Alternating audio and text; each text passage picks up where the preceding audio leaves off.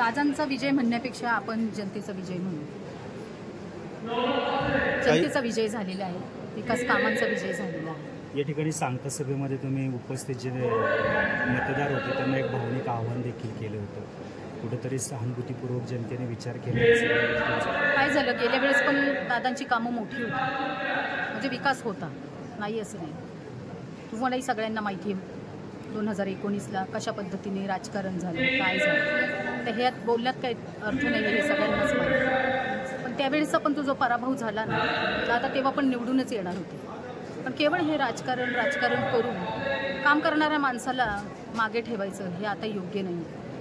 हे जे पद आहे ना, मुळातच इतकं महत्त्वाचं आहे आमदारकीचं. इथे फक्त तालुक्याच्या विकासाचं ह्याच्याशी संबंध येतो, ते बाकी सगळ्या गोष्टींना फार महत्त्व नसतं. आणि हा जो त्यांनी आता जो पायंडा पाडला आहे, हे सगळ्या गोष्टी आता बंद झाल्या पाहिजे. पुढे काय होईल माहिती का, ह्याचे पडसाद पुढची पिढी. आता दादा काय किती वर्ष आमदार असं काम करणार, त्याच्यानंतर पुढचे पण आमदार येणार. म्हणजे केवळ आमदारकीसाठी एवढ्या खालच्या गोष्टीच्या थराला जाऊ नये ही सगळ्यांना विनंती. तुमच्यासह अजून 13 का 14 जणींवरती गुन्हे दाखल करण्यात आलेत. कसं पाहताय तुम्ही त्या सगळ्या गोष्टी? कोणाकडे गुन्हे दाखल झाले? जुन्नर पोलीस स्टेशनला हां आपण भाऊ देवाड्याच्या विरोधात जे आंदोलन केलं त्या वेळेला आपल्या महिलांवर पण गुन्हे दाखल झाले. त्या गोष्टीकडे कसं पाहता? नाही, ते आंदोलन गरजेचं होतं. कारण कोण उठून ह्या सगळ्या गोष्टी सहन करणार, त्याला कुठेतरी अन्यायाला वाचा फोडली पाहिजे म्हणून ते आंदोलन झालं होतं.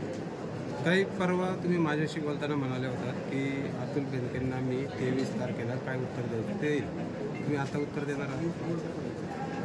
मी हे पण म्हटलं होतं ना की तो विषय फार आता महत्त्वाचा, किंवा अतुल बेनके आता माझ्यासाठी महत्त्वाचे नाही. ह्याच्या आधी ते माझ्यासाठी महत्त्वाचे होते, दादा महत्त्वाचे होते. म्हणजे आता तुम्हाला असं वाटत असेल अतुल बेनके तसं बघायला गेलं तर मामा लागतात आमचे.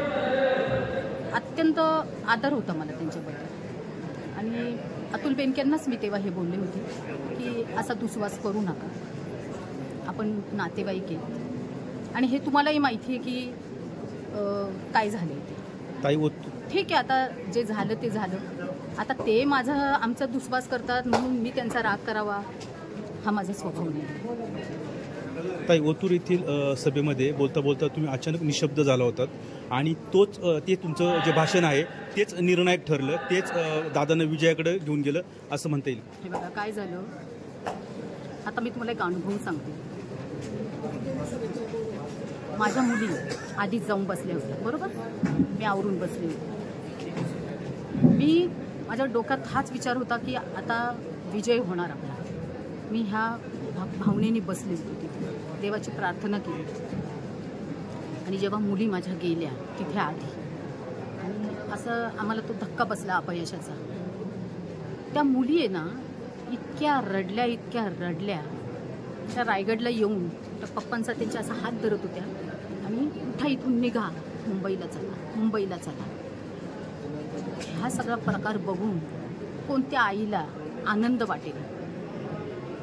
माझ्या डोळ्या देखत आजही 2019ची ती निवडणूक आहे. आपला पराभव होणारा नव्हता हेही आज मी सांगते. पण सारखं राजकारण तुम्ही कोणी सगळे जिंकू शकत नाही. कुठेतरी सत्य हे परमेश्वराजवळ आहे आणि परमेश्वराचाच हा आशीर्वाद आहे. मी बोलताना त्या दिवशी पण म्हटलं होतं, मी स्वामी समर्थांची भक्त आहे. कधीही मी कोणाचं नुकसान केलेलं नाही, मी कधीही कोणाचा रागरोष केलेला नाही. मी फार स्पष्ट स्वभावाची आहे. मला जरी राग आला तरी मी एक वेळेला तोंडावर बोलून दाखवीन, पण मी सूड बुद्धी वागणारी बाई नाही. सगळ्या गोष्टी 2019ला ज्यावेळेस दादांचा पराभव झाला तेव्हा तुम्ही अंतःकरणातून जी देवाला हाक दिली ती आज फळाला याच म्हणता येईल. हो, ती आली असेल. मला असं वाटायला लागलं तेव्हा की म्हणजे कामं करून उपयोग झाला नाही असं मला वाटायला लागलं. आणि हे मी त्यावेळेसच सभेमध्ये बोललेली आहे. म्हणजे असं काही नाही की मी आडून पाडून सभेमध्ये बोललेली आहे. पण दादांचा विश्वास मात्र अटळ होता. तालुक्यावर अत्यंत प्रेम. आणि त्या दिवशी जे मला भरून आलं, माझं बीपी थोडं हाय झालं, मी सहज मागे वळून बघितलं. प्रचंड प्रमाणात जनता, अलोट गर्दी, पुढूनही बॅकस्टेज गर्दी. मी तिथंच समजून चकले की भले आपल्याला जे वाटलं ते खरं नव्हतं. या पुढील काळात तुमच्या कुटुंबाचा दादांना कसा पाठिंबा असणार आहे? नाही, दादांना माझा पाठिंबा असणार. आता माझ्यावरच्या जबाबदाऱ्या थोड्या कमी झालेल्या आहेत. आता माझा रोल एवढाच असणार की काही ज्या महिला आहेत, महिलांसाठी त्यांनी काही जे मला समस्या सांगितल्या, त्यांच्यासाठी काही रोजगाराच्या काही योजना असतील, असंही दादांनी पण योजना काहीतरी सांगितलेल्या आहेत. ते आपले विमे आहे, कॅन्सरची ट्रीटमेंट आहे, म्हणजे ह्या अशा ज्या काही रोजगाराच्या ह्याने घरकुलाच्या आहेत. मला फार अनुभव नाही आहे ह्या सगळ्याचा, मी कधी अशी कामं केलेली नाही आहे, पण ज्यांना हा अनुभव आहे, ज्या महिलांनी, जसं आपल्या आदरणीय मंदाताई दांगट असतात, मार्गदर्शन घेईन आणि करेन ना त्यांच्यासाठी काही. ताई, दादांच्या विजयासाठी महिला पुरुषच नव्हे तर महिला कार्यकर्त्यांनी पण रात्रीचा दिवस केला. त्यांना काय सांगाल तुम्ही त्या सगळ्या कार्यकर्त्यांना? त्यांना काय सांगायचं म्हणजे आता हे सगळं तालुक्याचा जो विकास आहे, आपल्या महिलांना रोजगार मिळेल, आपला तालुका नावारूपाला येईल, तालुका पुढे जाईल, त्याच्याबरोबर आपली जनतेचाही विकास होईल, ज्या काही त्यांच्या समस्या आहेत त्याचं निवारण होईल. मुळातच हे पदच त्याच्यासाठी आहे, त्याच्यामुळे ह्या पदाचा वापर आपण असाच करायचा आहे. महिला तर त्यांच्या महिला भगिनी म्हणजे आपल्या दादांच्या बहिणी, त्या एकवटून दादांचे सगळे मागे उभे राहिले. ताई, खरं तर त्या महिला आदिशक्ती त्याच विजयी असं ते म्हणतात. ताई, सचिन वाळुंज असेल, संतोष घोटणे असतील, दर्शन फुलपगार असेल, यांनी अतिशय सक्षमरित्या आपली प्रचार यंत्रणा सांभाळली. कशा प्रकारे तुम्ही विजयाचं श्रेय तुमच्या कार्यकर्त्यांमध्ये? हे आमचे कार्यकर्ते पहिलेच नाही आहेत, मी पहिलंच सांगितलं, आमचा कुणी कार्यकर्ता नाही आहे, हे सगळे दादांचे सहकारी.